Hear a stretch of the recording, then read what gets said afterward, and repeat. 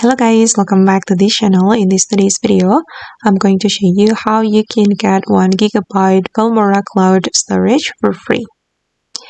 Okay, let's get into it guys. Here I have already opened my Filmora application on my PC, and if you want to get the Filmora Cloud storage for free guys, we need to sign into Filmora.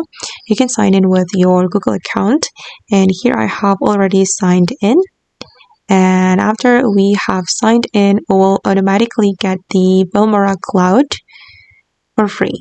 And I'm going to go to the Filmora Cloud. And as you can see guys, I got 1 GB for free. Okay. And here we can upload our project, upload our video or photo. And we can use this Filmora Cloud to transfer our project from Filmora Mobile to Filmora PC or vice versa. Yeah, you just need to sign in and then you will get 1 GB Filmora Cloud for free. And okay guys, that's how we can that's how we can get Filmora Cloud storage for free. I hope this video will be useful for you. Thank you so much for watching and bye.